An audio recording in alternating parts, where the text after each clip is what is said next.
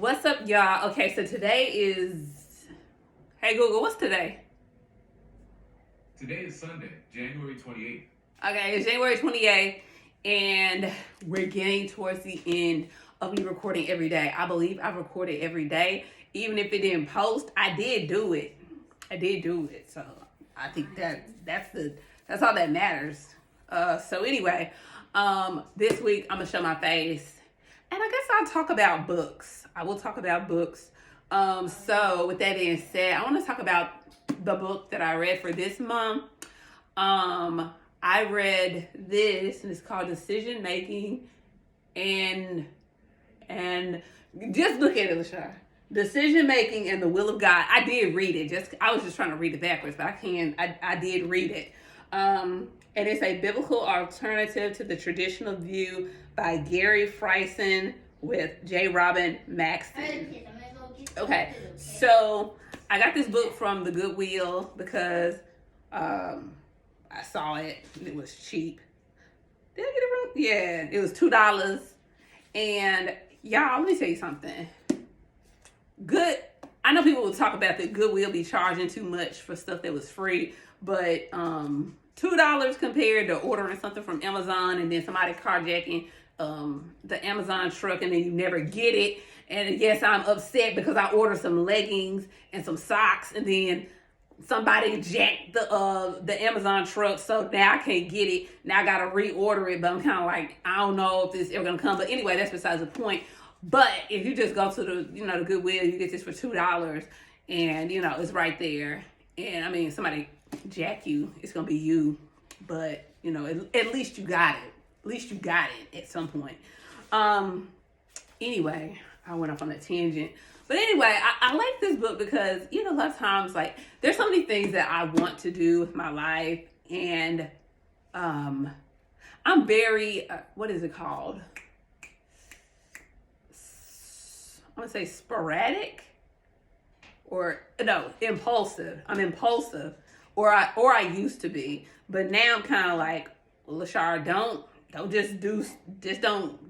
rush into anything. Pray about it and see if it's something that God wants you to do. But with that being said, sometimes it's like a whole lot of waiting and not moving. And so I was like, well, maybe this will be a good book that'll help me to make decisions. Now, honestly, I had bought this book for my sister, but I was like, I'm gonna read it too. But she never got around to reading it. She got a lot going on and stuff, so she ain't got to read it. But she had to do some yeah, she got she's in school and stuff. Okay, one more thing about. Well, let's not do too much. Let's not do too much. We ain't gonna tell her this. One more thing about the boy. About the what? Misty. We're not going there. We're not talking about that. We're talking about this book. We're not gonna tell nobody business. So anyway, so I was like, well, it's 2024. I wanna do some things, gang. So maybe it's for me to read. So I got it. Now it says a biblical alternative to the traditional view. I don't know what the traditional view is, but upon reading it, I have a better idea. And it is. I feel like it's how a lot of people think, for Christians, about, well, what is God's will for my life? So, so just explain. So there are three meanings. What does it mean by God's will for your life? So there are three different definitions or meanings that people have when they say God's will for their life. So you have God's sovereign will, which is God's secret plan that determines everything that happens in the universe.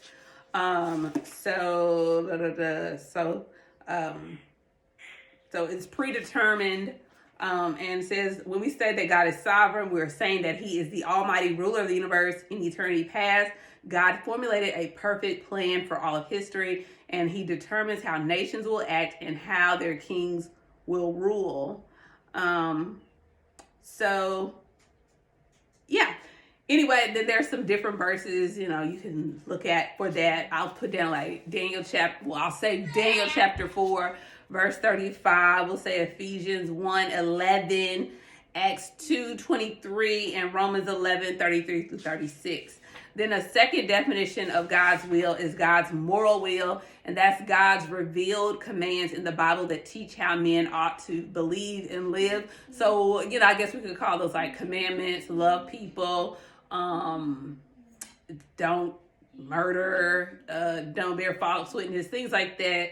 And then finally, the individual will, which is what I think most people talk about. I was like, well, I wonder what God's will is for my life. So when people say that, they're talking about God's individual will or God's ideal, detailed life plan uniquely designed for each person. So, and then a lot of times we say we want to be in the center of God's will. So that means I want to be in, of course, we have no control over God's, the sovereign will. It's going to be what it's going to be. But, following God's moral will,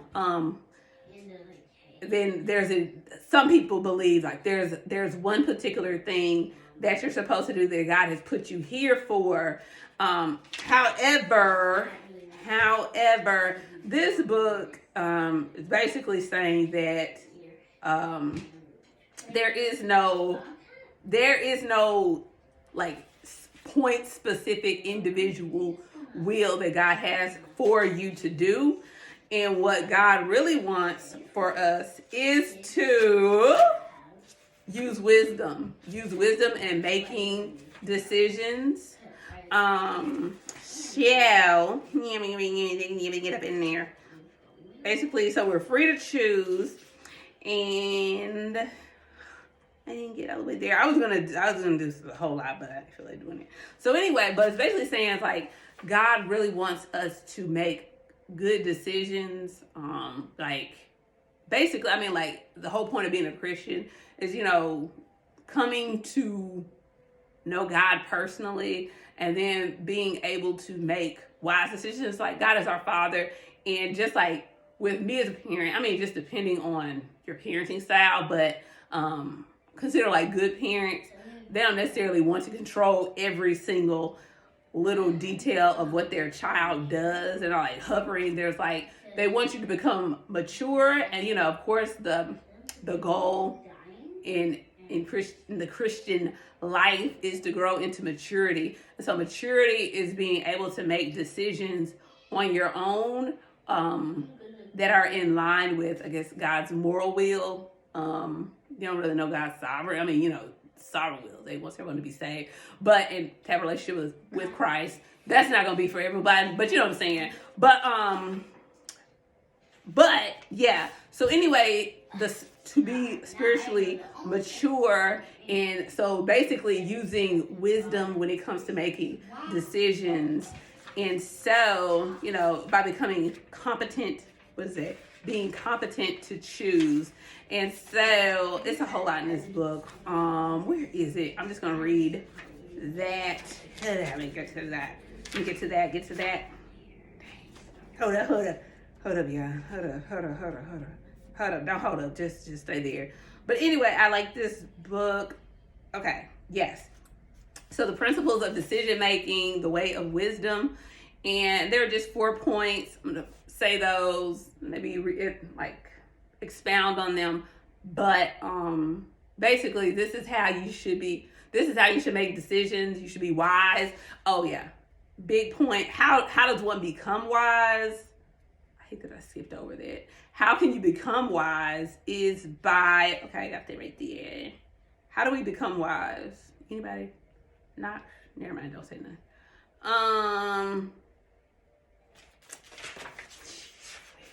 So much in here, guys. So rich. I hate when people say that. Anyway, I'll just get to the point. So the principles of decision making, the way of wisdom. So number 1, it says, in those areas specifically addressed by the Bible, the revealed commands and principles of God, his moral will, they are to be obeyed. So to be wise, you need to obey God. Okay, what God tells you to do, do it. Be wise in there. That's wisdom. There you go. Number 2, in those areas where the Bible gives no command or principle, i.e. for like non-moral decisions, the believer is free and responsible to choose her own course of action. Any decision made within the moral will of God is acceptable to God. So, like for example, we'll say like with choosing a, like the example it gave in here, like choosing a school. So it's saying, choose your own course of action. You know what I'm saying? Unless it's, like, of course, don't choose to go to, a school that's not necessarily, that was not being God's moral. I don't know what school that would be considered. Some people, like, I guess, like the homeschooling parents, some of them, they're like, well, I don't like the child going to public school because they have, all this yah, rah going on. But, that's your decision. If you feel that it is outside of God's moral will, then, like you have a choice. But the Bible doesn't necessarily say anything about public school or private school or homeschool. That's just a decision that you can make on your own within the moral will of God. Then another example is given about like in like marriage. Like the Bible doesn't say you don't have to be married. It's just saying, if you do choose to marry, if you are a Christian, you need to choose, first of all, the person needs to be a Christian as well. So as long as you're marrying a Christian, it's fine. But, of course, just because somebody's a Christian doesn't necessarily mean that you all are compatible. So you need to be wise about the choice. So it's like, do you all have the same values and end goals in things, like how you want to raise kids, where you want to live, gender roles, things like that. So, but besides that, use your wisdom. You know what's up. Don't just be dumb and just be like, oh, we got to church together, and because then we're not gonna go down that path. Anyway, number 3, in non-moral decisions, the objective of the Christian is to make wise decisions on the basis of spiritual expediency. I keep forgetting what expediency means, but hey Google, what does expediency mean? Here's the definition of expediency: the quality of being convenient and practical, despite possibly being improper or immoral. Convenience. Okay, so what's practical? So like we'll say, for example, if you're trying to decide, hey, where should I live? Instead of being like, you can tell me where. But it's like, if you ain't got no money, if like, what I'm saying, you don't have any support system somewhere, it probably isn't, and if you don't, like, God isn't really telling you one way or another, a lot of times people say, God told me to move here. And God really ain't telling them to do nothing. It was just, they really wanted to go, but they weren't being wise. But it's like, in expediency, it'd be kind of like, okay, well, is it wise for me to pick up and move somewhere where I would put myself and others in an inconvenient, position? So like, I'm over here begging people for money because I decided I wanted to move to California. And it's like you just out there struggling. Not to say that because you're struggling, it's not something you should have done. But you know what I'm saying? Like, if you ain't got it, you shouldn't be getting up and getting it. You know what I'm saying? You need to sit down somewhere, and that is on period. Where was it?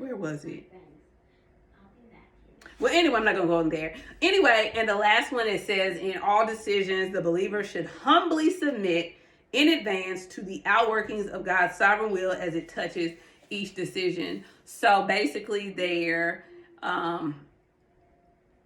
if you do feel that God is leading you and it's like, well, I've decided I wanted to do this. And if it's like, well, God is leading you in another direction, being, open to that. So yeah, but it's a really good book. I definitely recommend it. I guess if you want to borrow it and read it, you can, or you can just look it up on Amazon and hopefully you get the book. But this was last published, I think, like in the 70s, so you could probably get it for pretty cheap. I'm sorry, the 60s.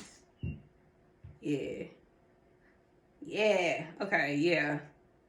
Oh, the no. Maybe it was the 70s. It doesn't matter. It's an old book. It's an old book, so you can get it for pretty cheap, but it's good. Oldie but goodie. So if you're having conflict, like mental anguish about making decisions, definitely recommend it. So now I feel free to make wise decisions. I guess my biggest takeaway is like, instead of just sitting there waiting, because a lot of times we sit there and we wait to make a decision because we're like, well, I'm waiting for God to give me lead me in a direction, but God has already told you what to do. It makes you think about, what's that verse? I think it was in Exodus, and Moses, it was like when the Israelites, they were like at the Red Sea, and Moses was like, be still, because God is going to fight for you. And then God was like, yo, why y'all calling out to me? Move, get across it. It's like, I already told you what to do. So just make your move. Just make your move. Stop crying and waiting for God. Just make a move. Go through the open door. Make an open door. Be wise. La da da da da da. So that is that. And for February, because I'm a little weird. I'm not weird. Yeah. Well, I am a little weird, but idiosyncratic. So for January, I was like, I'm just gonna read one book, and then I'm like, well, for February, I'm gonna read 2 books. So I just want to show y'all the books I'm gonna read. Possibly, hold it real quick. I know this is 3 books. One of these gotta go. I'm trying to read the books that I have at home. So I don't have this. I got this from the library. But $14.91. Y'all know I'm like really into like the indigenous peoples of America. So this is gonna be good. I got this book from some dude I talked to. Once I got it, I didn't just take the book. Like, that's all I wanted from you was a book. That would be crazy. But it's not beyond me. And then Feminism is for Everybody by Bell Hooks. So I got this from the library. So yeah, or I don't know yet how to build a time machine, because I feel like there's something in like quantum mechanics and physics. I'm not really the science or math girls, but I really feel like there's something there that I need to learn. And if I can't learn it, I know Knox will, because she's my science math person. So hopefully that'll open some door. Hopefully it'll blow something up in my head in a good way. But yeah, that's for February. That's all I got. I guess, I don't know what I'm going to talk about tomorrow. I don't know. But all right, I'm done.